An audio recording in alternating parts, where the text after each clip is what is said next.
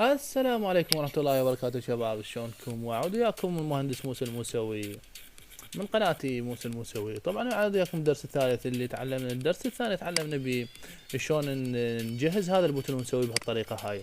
هسه راح نتعلم شلون راح ندخل البرمجة لهذا البوتون، وشنو راح يفيدنا هذا البوتون.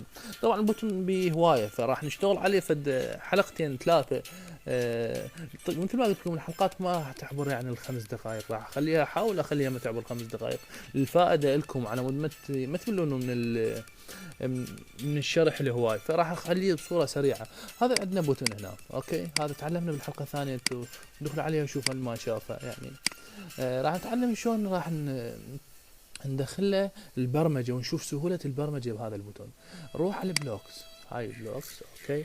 عندنا هنا البوتون، هذا البوتون مالتنا. طبعا شو ننزل هنا؟ يطلع لنا هنا، اوكي. مثلا نزلنا بوتون 2. خلنا اشرح لكم هاي الواجهه شويه. طلع بوتون 2، اوكي. هذا البوتون الاول، فاحنا نريد بوتون الثاني، مسحه خليه يولي. نروح على البلوك، اوكي. هاي البوتون الثاني، اوكي. عندنا المهم بالبوتون هذا شنو المهم؟ الاوامر الاحداث المهمه عندنا هنا. عندما تنقر على البوتون ايش راح يصير؟ اوكي.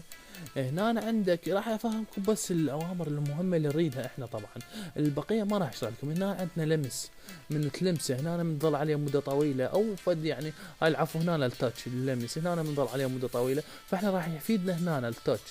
التاتش هذا من تلمسه ايش راح يصير، وهنا من تنقر عليه ايش راح يصير، فهذا راح يفيدنا احنا، اوكي. هذا يفيدنا هنا ايش راح نسوي؟ راح من ننقر على البوتون راح نخليه يودينا الموقع او يودينا القناه مالتنا، اوكي. عندك هنا الكنترول، هاي ادوات التحكم. عندك هنا اللوجيك، عندك هنا الترو الفاس، الادوات هاي طبعا بالامور بالدروس المقدمه راح نشرحها. عندك هنا الماث اللي هي الاوامر الرياضيه. عندك هنا التكست اللي هاي راح نحتاجها، نخليها هنا. عندك هواي شغلات، فاحنا راح نحتاجه بهذا البوتون. ايش راح نحتاجه؟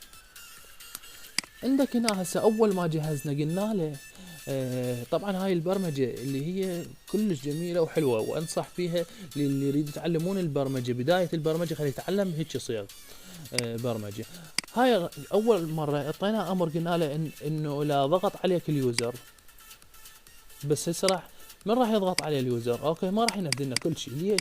لان ما اعطيناه هنا بداخله فد شيء. فنروح هنا نرجع للبوتون. ايش بيه البوتون؟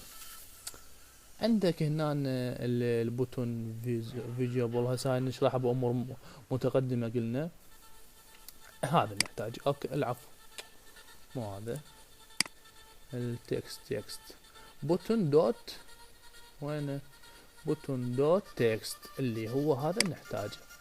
انت شو تقول له؟ تقول له البوتون دوت تكست.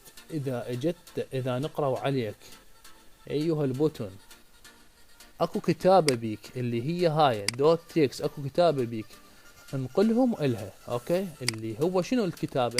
كتابة ما موجودة هنا، احنا راح نخليها. هاي من قلنا نطلعها من التكست. نروح منها خليها هنا التكست. مثلا راح نروح القناة، اوكي، اللي هي قناتي. مثلا اروح لقناتي،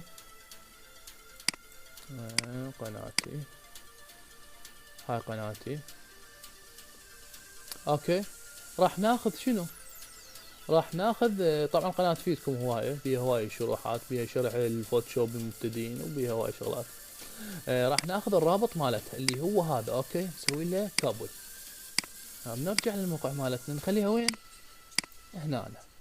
كل بساطة، طبعا كل بساطة، ما بي اي تعقيد.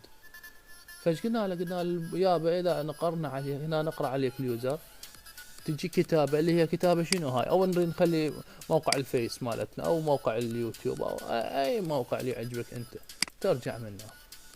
طبعا كان سويت لكم تيست من هنا، فهي هاي الصيغه المهمه. هاي شغل من شغل البوتن.